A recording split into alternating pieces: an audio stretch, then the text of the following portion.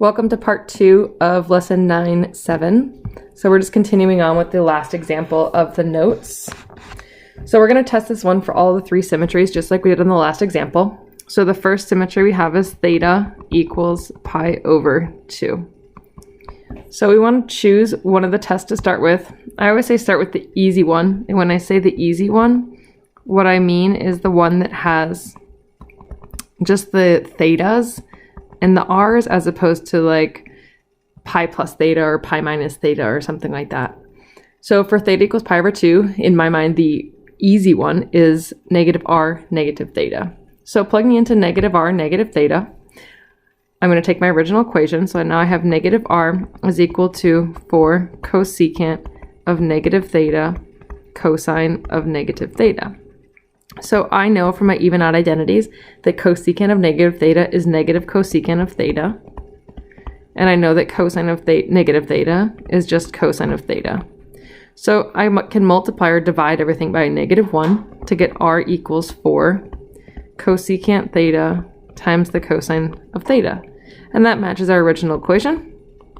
And so therefore we have theta equals pi over 2 symmetry.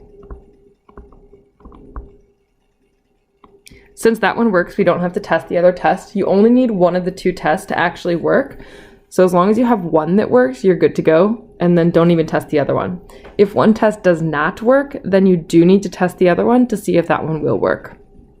All right, so then we're moving on to polar axis. So polar axis, again, starting with the, what I call the easy one, r comma theta becomes r comma negative theta. And just thinking about this for a minute, I can think about it, and if I plug in a negative theta but a positive r, I know that that's not going to work because the last example we just did that and we used our even and odd identities. Oops, cosecant. And so if you can think about it in your head and you know it doesn't work, then you don't need to check it, and so you could just check the other one first. And if you check the other one first and that one does work, then you don't have to show the first one. So this would just give us negative 4 cosecant theta times the cosine of theta, which we see does not work. So now we're going to do the second test for polar axis. So we have r comma theta is negative r comma pi minus theta. So now with this one, we're going to go plug that in. So we have negative r is equal to, and I have 4 cosecant of pi minus theta times the cosine of pi minus theta. I need to expand each of these using my even and odd, the sum and difference formulas. And since cosecant is 1 over sine, I'm going to put that as a denominator of sine of pi minus theta. So that's going to be in my denominator, sine pi cosine theta minus cosine pi sine of theta. My numerator then expanding cosine of pi minus theta is cosine pi cosine theta plus sine pi sine theta. So now I can think about what each of these quantities equals. So I have 2 cosine pi's. So cosine of pi is a negative 1. So those are both going to become negative 1s. The sine of pi is 0. So sine of pi is here.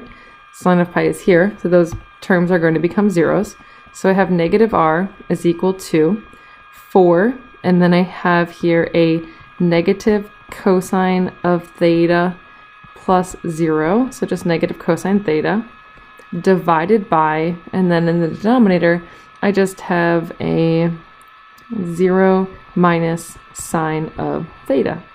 So this is going to become negative r equals negative 4 cosine theta over negative sine of theta.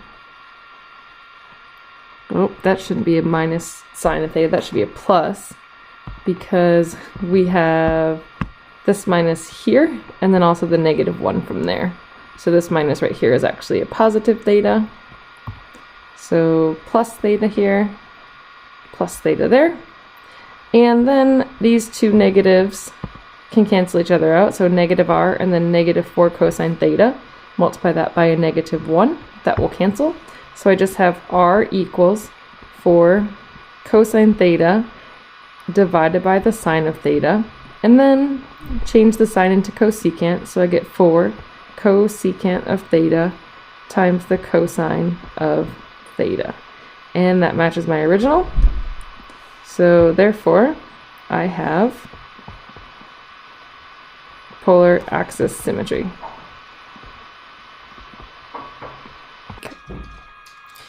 Okay, so we have one more symmetry to test. So our last symmetry is pole symmetry. So again, we'll start with the simple one. So if we look at it, our test is r theta changes to negative r comma theta. Let's just think about that one in our head right now. So if I plug in a negative r but keep theta as theta, will it work out? Nope, it's not going to work out. So let's try the other one. So our second one then is r comma theta becomes r comma pi plus theta. All right, so let's plug this one in and see what we get. So we have r is equal to 4 cosecant of pi plus theta times the cosine of pi plus theta. So again, we're going to do our expansion, so go ahead and do that.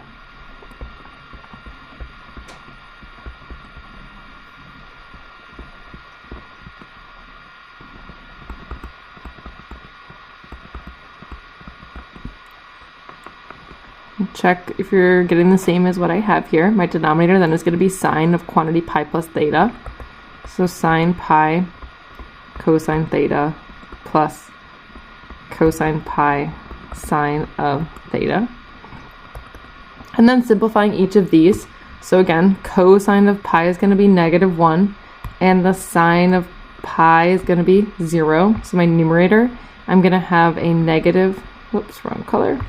I'm going to have a negative 4 cosine of theta, and then divided by, in my denominator, again, this sine of pi is going to zero out that term, and then cosine of pi is going to make that a negative 1.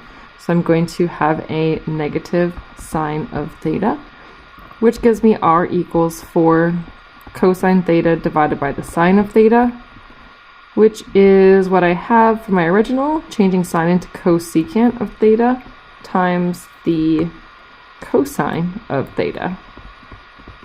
And that matches my original. Therefore, we also have pole symmetry.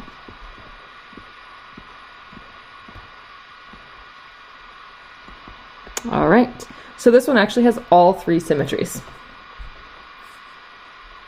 So those are the tests for the symmetries. And you can do each of those one by one. And if we look here, there is a summary for quick tests for symmetry. Notice that this says in general, but not always. So this just kind of gives you a little bit of a guide to see kind of where to start. So if the equation that you're given is written as a function of cosine, so that's what that means there. So r is equal to something as a function of cosine, then it's likely going to have polar axis symmetry. And then for the second one, if something is written here as a function of sine, then it is likely going to have theta equals pi over 2 symmetry. So with respect to the theta equals pi over 2 axis. Also, zeros are helpful in graphing a polar curve, okay?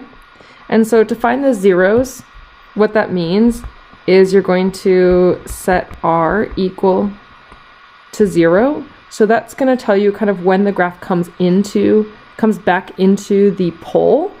And then also the maximum and minimum values of r are helpful. And we'll talk more about that once we get to actually graphing each of the polar graphs.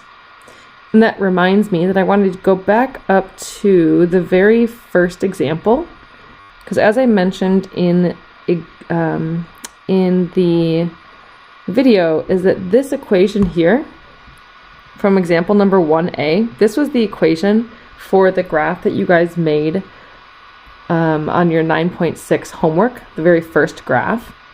So we figured out here that we have polar axis symmetry, right? So we said there was polar axis symmetry. So using the fact that this has polar axis symmetry, let's go back up to that graph from your 9.6 notes.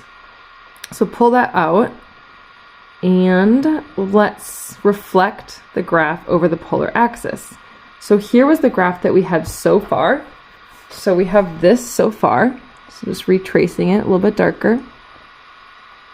And we have polar axis symmetry. So I'm going to reflect all of these points over to the other side. So this is my polar axis right here. So reflecting everything over that axis there. So this point that is at, let's see, which one is that? Pi over, or 8.9 comma pi over 6, that first point. So that is going to reflect over to the 11 pi over 6. So that's about 8.9. And then that's at 11 pi over 6. This point here, that's at 7.7 pi over 4. That one's going to come down here at 7 pi over 4 and still 7.7. We have the point pi over 6 comma pi over 3. So that's going to come down to 6 comma 5 pi over 3. This point, next point here, is 2 pi over 2. So that's going to be at 3 pi over 2. Next point, 2 pi over 3, or sorry, negative 2 pi over 3, is now going to jump up here to be at 2 pi over 3. And this point here, negative 3.7, 3 pi over 4, jumps up to 3.7 here at pi over 4. And then the last one that we have is negative 4.9, 5 pi over 6. So that's going to be here at pi over 6 and 4.9. And then, of course, coming back into that negative 6 pi point, which is the same because it's on the axis. So now connecting these ones, you're going to see that same curve, if I can do this correctly, on the other side of our graph. Oh, that looks pretty good. And that is actually the full graph. And what this one is called here, this is called an inner loop limicon, or as the French say, limaçon. And that's one of the graphs we're going to be learning in the next lesson. So this is the end of part 2 video.